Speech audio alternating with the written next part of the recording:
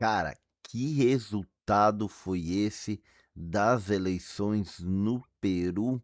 Uma margem de 0,5% praticamente foi a diferença entre a primeira candidata e o segundo candidato. A primeira candidata sendo da direita e o segundo candidato da esquerda. Olha aqui, essa é a senhora Keiko Fujimori, que é fruto de uma migração japonesa para o Peru. O seu pai foi um ditador do Peru ali nos anos 90, morreu já de velhinho e tudo, se eu não me equivoco, e ela é a quarta vez que tenta ser candidata a presidente do Peru, um país que politicamente tem vários problemas. Tem o presidente que por investigado naqueles escândalos da Odebrecht e tudo isso que foi construir lá um monte de coisa e corrompeu boa parte dos presentes lá. Teve um deles que preferiu deixar de existir voluntariamente, podemos dizer assim, para não ter problemas com algumas palavras aqui no YouTube. E tem outros que estão presos envolvendo escândalos de corrupção ligado a essa Odebrecht. Aí tivemos o caso do último presidente, que era do partido Peru Livre, que tentou dar um golpe de Estado lá e foi tirado pelo parlamento, e aí ocupou uma outra mulher o seu lugar, que foi a vice-presidente Dina Baluarte, que também deixou o cargo ali e foi culpado por uma outra pessoa, e agora sim vamos ter eleições, mas assim, quase nenhum presidente termina o mandato, e até mesmo os que terminam o mandato muitas vezes não terminam muito bem. Então, a gente tem essa questão de que o Peru, apesar de ter uma certa estabilidade econômica, vem com um crescimento no país, ele tem uma instabilidade política. E essas eleições que tivemos agora, elas vêm demonstrando justamente isso, onde a diferença entre os dois aqui foi de 0,5%. Será que essa é a tendência da polarização no mundo em termos eleições cada vez mais apertadas? Cara, se a gente entra aqui, ó, no site oficial do governo não, dali do comitê que coordena as eleições no Peru, então a gente vê que Dina, já tá com o nome da Dina Baluarte, né? A gente viu que a Keiko Sofia Fujimori Higuchi fez 9.072.000 votos, enquanto que o Roberto Reubert Sanchez Palomino fez 9.053.000 votos. Praticamente, se a gente analisa aqui, foi uma diferença de quase 20.000 votos, 19.000 votos de diferença, 18, alguma coisa. Isso foi a diferença de votos entre um partido e outro. Aqui eles colocam essa matéria da Infobae, que é uma mídia latino-americana, se não me equivoco é argentina, diz assim, ó, aqui te traemos minuto a minuto el escrutinio general de las votaciones del domingo 7 de junio, e foi assim, é bem paulatinamente visto cada voto, analisado, teve urnas que foram impugnadas, tem uma galera contente, olha aqui, a diferença foi 17.300. Ah, não, esse aqui é os 98%. Eu queria os 100%. A diferença foi quando chegamos aos 100%. Ah, não dá o número exato. Mas foi uma diferença interessante ali entre eles. E é assim, ó. Deixa eu mostrar essa outra imagem. Essa é a senhora Keiko Fujimori. Vamos ouvir ela falando aqui, ó. Ó, ela falando sobre a migração, cara, isso aqui pode pegar ruim para os venezuelanos, hein? Porque ela vem aqui falando de controlar e de até expulsar imigrantes. E um dos países que mais tem venezuelanos, que migrou depois da crise lá na Venezuela, foi justamente o Peru. E que a gente acha que no Brasil tem bastante, não. Colômbia e o Peru tem muito mais venezuelanos do que aqui. Vamos ver o que ela diz, ó. Expulsaremos inmediatamente a todos los migrantes ilegales que cometan delitos. Activaremos los rastrillajes en las zonas peligrosas. Eu não vou dizer que ela não tem razão nessa parte aí. Assim, Meu filho tá dormindo aqui, nasceu faz pouco tempo. Mas a questão é o seguinte, e tá na minha hora de cuidar dele, até por isso que vocês estão vendo a luz aí que não tá tão forte hoje. Eu botei uma luz assim mais baixinha, tudo para não pegar diretamente no rostinho dele dormindo aqui. Mas voltando, cara, olha o que ela fala. Expulsaremos los inmigrantes que estén cometendo delito. Mira. Expulsaremos inmediatamente a todos los migrantes ilegales que cometan delitos. E não é todo mundo que ela fala que vai expulsar. Expulsaremos a todos migrantes ilegales que estén cometendo delitos. Então não é todo mundo. Se você foi lá, migrou para o Peru e tá roubando, tá de certa forma tentando romper as leis daquele país e você nem conseguiu se legalizar ainda, ela disse que vai expulsar. Então, inicialmente isso. Tá, eu vou dizer, eu tô de acordo com isso. Qual é o sentido de um país receber uma pessoa que migra para esse país, ainda não consegue se regularizar, significa que está em um status migratório ilegal e ainda está prejudicando aquele país, aumentando a violência, aumentando o furto e tudo isso. Vamos ver o que mais olha aqui, ó. Activaremos los rastrillajes en las zonas peligrosas. Conformaremos fuerzas de tareas integradas por la policía, la fiscalía, las Fuerzas Armadas y la propia población. Bom, então, integração entre as diferentes forças de segurança do Estado, algo bom também. Las Fuerzas Armadas asumirán el control de nuestras fronteras.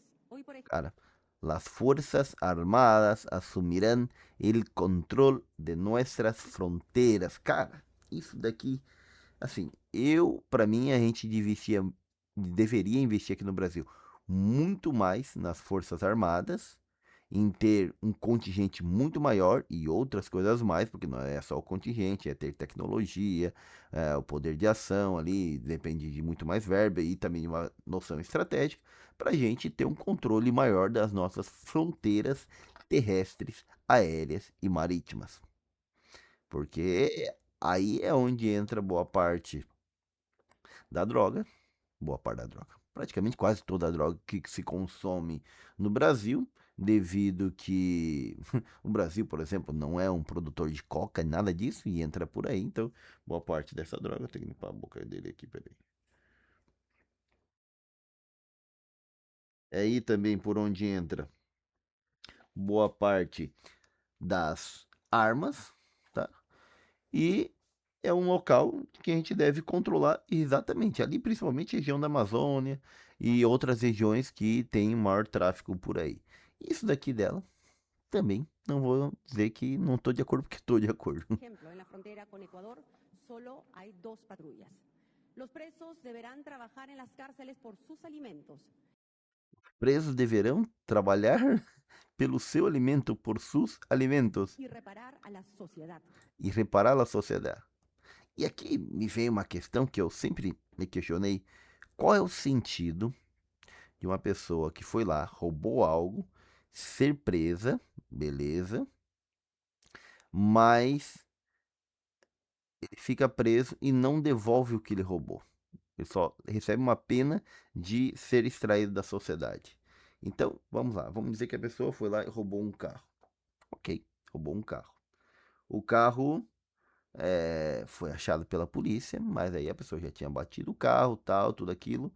Então, e a pessoa não tinha seguro, vamos colocar assim. Então, nós vamos ter um valor que a pessoa teve que gastar para colocar esse carro em ordem novamente para ela poder andar, fora o transtorno dos dias que ela ficou sem um carro, tudo isso. Vamos dizer que contabilizado o quanto de manutenção ela teve que fazer, os transtornos por ir atrás dessa manutenção, e os dias que ficou sem carro, tudo com os valores para arrumar o carro, mais uma indenização por esses dias, tudo ali, e mais pela questão do roubo, ela deveria ser ressarcida. Digamos que em 30 mil ficou tudo. Então, aquele que roubou entraria para uma prisão trabalhista, uma prisão de trabalho, e lá ficaria trabalhando até ressarcir tudo isso. No momento que ele devolveu para o que foi roubado o valor ali, beleza. Então, daí nós estamos falando em que houve uma reparação. Isso fica dando uns espasmos aqui, louco. Então, nós estamos falando que houve uma reparação pelo dano causado. Pronto, pode ser colocado em liberdade. Ideias, ideias, ideias. Construirán losas, pistas y escaleras. Pero para eliminar el crimen debemos de trabajar en reformas estructurales. Esta é a futura presidente do Peru que ganhou as eleições. Obviamente, segundo aqui a Junta Nacional Eleitoral de Peru, eles tiveram 1.343 atas que foram, não é impugnadas a palavra, senão foram questionadas, foram faladas assim, ó, nessa ata, neste local de votação, possivelmente teve fraude, possivelmente teve alguma ilegalidade, então nós queremos que seja revista pelo tribunal. E aí ela nem foi contabilizado esses votos, segundo eu que eu pesquisei aqui, entendi, nem foi contabilizado esses votos ainda. Eles estão lá para ser analisado e à medida que eles verifiquem essas atas, houve um pouco mais, algumas eles já fizeram ali essa verificação. Então, à medida que eles verifiquem, aí esses votos, eles vão dar um voto ao candidato ali que ganhou cada um a quantidade de votos ali. Quem pediu mais impugnação foi justamente o partido aqui do Juntos por el Peru, a frente Juntos por el Peru, e por isso que também, então, como se foi eles mais que pediram, possivelmente deve ser locais onde eles ganhariam menos votos, tudo isso, e por isso eu acredito que, mesmo vendo essas atas, possivelmente vai manter o resultado da Keiko como presidente de direita eleita no Peru. Como você viu, as ideias dela sobre a ordem e a segurança são bem à direita. Na economia, me parece que também, aí tem que ver em outros fatores e como ela vai colocar isso na prática. E esse resultado ainda poderia mudar com essas 1.343 atas? Poderia, sim, poderia, porque a diferença, como a gente viu, é menos de 19 mil votos, o 18 e alguma coisa de votos aqui, a diferença entre os dois, algo que é, assim, nossa, em uma eleição que houve praticamente 18 milhões de votos válidos, uma diferença ser de 19 mil votos, 20 mil votos, é muito pouca. Por isso poderia mudar, mas algo que eu acredito que não acontecerá e ela permanecerá aqui com eleita presidente e sendo ganha, ou seja, sendo não, ganhado essa vez pela quarta vez que concorre a presidente.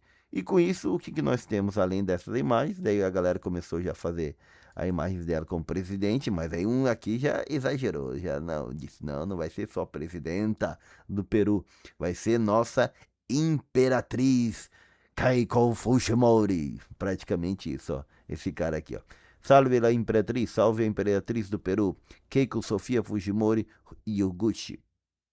Que seu reinado traga progresso e prosperidade ao Peru para o ardor dos comunistas, terrucos, fumones, resentidos sociales, delinquentes e seus defensores que votaram por Roberto Sánchez.